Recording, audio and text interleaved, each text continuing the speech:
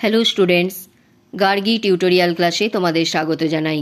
দেখো, আজকে আমার বিষয় হলো বর্ধমান ইউনিভার্সিটি ফার্স্ট সেমিস্টার স্টুডেন্টসদের জন্য যারা মাইনরে বেঙ্গলি রেখেছো তাদের একটি গুরুত্বপূর্ণ ভিডিও আজকে আমি উপস্থাপন করছি। সেটা হচ্ছে উপন্যাস অর্থাৎ সাহিত্যের গঠন সংক্রান্ত যে প্রাথমিক ধারণার যে পার্টটা রয়েছে সেখান থেকে তোমাদের যে উপন্যাসের গুরুত্বপূর্ণ প্রশ্নগুলো অর্থাৎ 2 নাম্বার বা 5 নাম্বারের যে গুরুত্বপূর্ণ প্রশ্নগুলো আছে সেগুলো আমি তোমাদের আজকে দিয়ে দিচ্ছি। এছাড়া বলে রাখি, তোমাদের জন্য আমি একটি ফার্স্ট সেমিস্টারের যে প্লে লিস্ট বানিয়ে রেখেছি সেখানে যাও, সেখানে অনেক গুরুত্বপূর্ণ ভিডিও তোমরা পাবে, যেমন AEC, VAC, history, major history, minor Bengali এবং মাইনর পলিটিক্যাল সায়েন্স, আরও বিভিন্ন সাবজেক্ট থেকে যে সমস্ত গুরুত্বপূর্ণ ভিডিও আমি দিয়ে রেখেছি সেগুলো তোমাদের অনেকই কাজে লাগবে। তোমরা সেগুলো কালেক্ট করে নাও এবং পরীক্ষার প্রস্তুতি নাও। এছাড়া এখন থেকে যে সমস্ত ভিডিওগুলো দেব তার জন্য যদি তোমরা চ্যানেলে নতুন হয়ে থাকো অবশ্যই বলবো সাবস্ক্রাইব করে রেখো এবং সেই সমস্ত গুরুত্বপূর্ণ ভিডিওগুলো তোমরা কালেক্ট করে নিয়ে পরীক্ষার প্রস্তুতি নাও। চলো দেখে নেওয়া যাক উপন্যাস থেকে আমাদের কি কি করতে হবে। এটা করবে প্রথম বাংলা উপন্যাস কোনটি? বঙ্কিমচন্দ্রের বাংলা উপন্যাস অর্থাৎ দুর্গেশ নন্দিনী 1865 খ্রিস্টাব্দে। তারপরে দেখো, উপন্যাস ও কবিতার পার্থক্য লেখো। কবিতা পদ্যে লেখা আর উপন্যাস গদ্যে লেখা। তবে কাব্য উপন্যাসে কবিতার ভাষা ও ছন্দ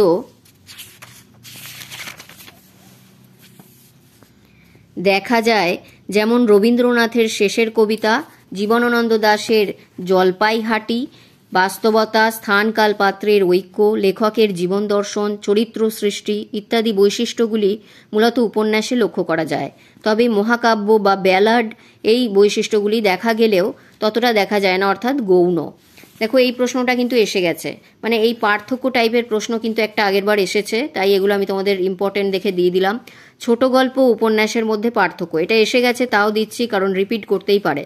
দেখো, 1 নম্বরে লিখবে ছোট গল্প জীবনের এক সংক্ষিপ্ত ঘন সংবদ্ধ খণ্ডচিত্র। ছোট গল্প স্বল্পায়ত পরিসরে জীবনের খণ্ডচিত্রের মধ্যে দিয়ে অন্তর্লীন কোনো সত্যকে ছুঁয়ে যায়। অপরপক্ষে উপন্যাস বিস্তৃত পরিসরে জীবনের জটিল ও পূর্ণতর রূপকে প্রকাশ করে। 2 নম্বর দেখো, একটি সংক্ষিপ্ত কাঠামোর ছোট গল্প সীমায়িত থাকে বলে তাতে জীবনের সামগ্রিকতা পরিস্ফুট হতে পারে না, কিন্তু উপন্যাসে জীবনের সামগ্রিকতা পরিস্ফুট হয়।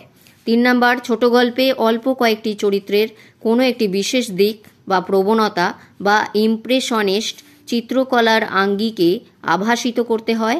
উপন্যাসে অনেক বেশি সংখ্যক চরিত্রের পূর্ণ অঙ্গ রূপায়ণ সম্ভব। 4 নম্বর দেখো, ছোট গল্পে প্লট বলতে একটি এবং তাও যথাসম্ভব বাহুল্য ও বৈসাদৃশ্য বর্জিত। উপন্যাসে মূল বা কেন্দ্রীয় প্লটের সঙ্গে থাকতে পারে এক বা একাধিক অপ্রধান প্লট। এটা এবারে খুব ইম্পর্টেন্ট। দেখো, নাটক বা উপন্যাসের মধ্যে পার্থক্য। এক হচ্ছে নাটক পাঠের জন্য নয়, দেখার জন্য রচিত, আর উপন্যাস পাঠের জন্য রচিত। 2 হচ্ছে নাটক মূলত সংলাপ নির্ভর আর উপন্যাসে বর্ণনা ও সংলাপ মিলেমিশে থাকে। 3 হচ্ছে নাটকে মঞ্চসজ্জা, অভিনয় ক্রিয়া, সাজসজ্জা, মঞ্চোপকরণ, আলো, সঙ্গীত ইত্যাদির মুখাপেক্ষী হয়ে থাকতে হয়, উপন্যাসে তা হয় না। নাটকে নাট্যকারের ব্যক্তি স্বাধীনতা কম থাকে, কিন্তু উপন্যাসে ঔপন্যাসিকের ব্যক্তি স্বাধীনতা থাকে অনেক বেশি। নাটক একটি সুনির্দিষ্ট ও সুসংবদ্ধ শিল্পরূপ, উপন্যাস কিন্তু ততটা সুসংবদ্ধ শিল্পরূপ নয়। দেখো, এই যে দুটো প্রশ্ন দিলাম এখান থেকে যে শুধুমাত্র তোমরা পার্থক্য পেলে তা কিন্তু নয়, এখান থেকে তোমরা নাটকের বৈশিষ্ট্যও পেলে, উপন্যাসের বৈশিষ্ট্যও পেলে, ছোট গল্পের বৈশিষ্ট্য পেলে, উপন্যাসের বৈশিষ্ট্য তো পেলেই। তাহলে এইভাবে ঘুরিয়ে দিলেও তোমরা লিখতে পারবে যে ছোট গল্পের বৈশিষ্ট্য এখান থেকে একটু আলাদা করে নিতে হবে, তাহলেই হয়ে যায়, আর দুটোর মধ্যে পার্থক্যও কিন্তু হয়ে গেল। তো এই গেল এখানের প্রশ্ন। এবার যাচ্ছি দেখো এদিকে শর্ট কোয়েশ্চেনের মধ্যে। উপন্যাস বলতে কি বোঝো? ইংরেজি নোভেল কথাটি উৎস ল্যাটিন শব্দ নোভেলা থেকে। নোভেল শব্দটির পারিভাষিক শব্দরূপে উপন্যাসের ব্যবহার। উপন্যাস আধুনিক জীবনের গদ্যকাব্য। উপন্যাস শব্দের আবিধানিক অর্থ হচ্ছে অত্যাশ্চর্য কাল্পনিক কাহিনী। এরপর দেখো এখানে আসছি উপন্যাস কাকে বলে দিয়েছে। উপন্যাস কাকে বলে তার যথার্থ সংজ্ঞা খুব বলা কঠিন, তবে কথা বলা যায় উপন্যাস হলো এমন এক সাহিত্য শাখা যাতে লিখিত গদ্য কাহিনী থাকবে যার উদ্ভব অষ্টাদশ শতকে শুরুতে, যাতে প্লটের দিকে জোর আগ্রহ থাকবে, মনস্তাত্ত্বিক এবং সমাজ বাস্তবতা থাকবে কম বা বেশি, আর প্রায়শ যে রচনায় চোখে পড়বে নৈতিক, রাজনৈতিক অথবা সমাজনৈতিক মন্তব্য এবং লেখকের ব্যক্তিগত জীবন দর্শন, তাকেই বলা হয় উপন্যাস।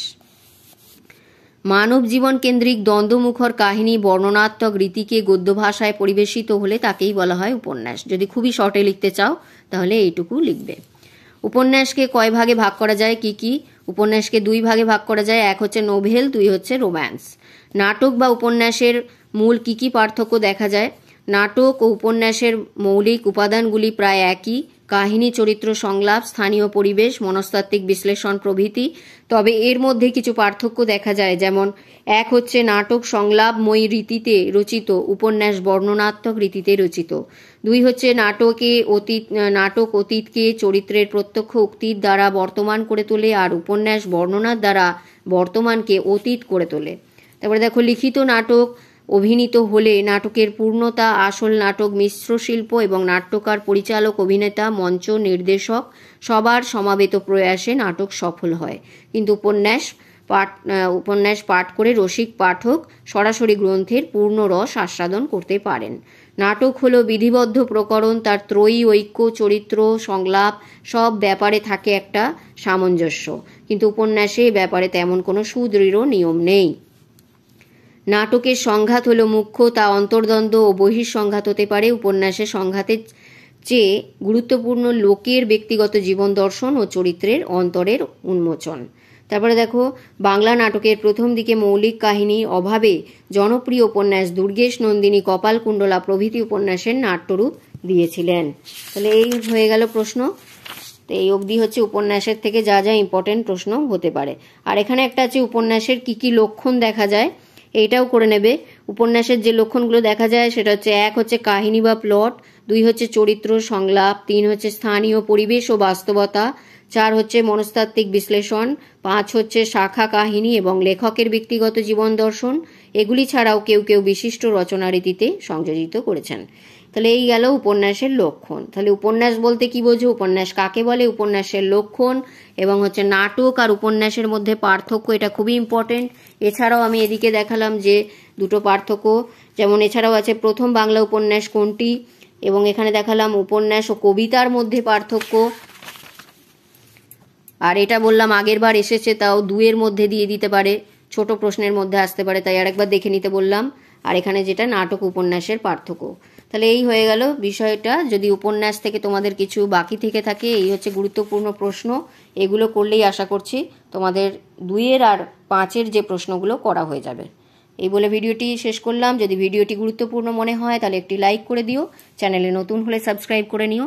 দেখা হচ্ছে আবার পরের ভিডিওতে।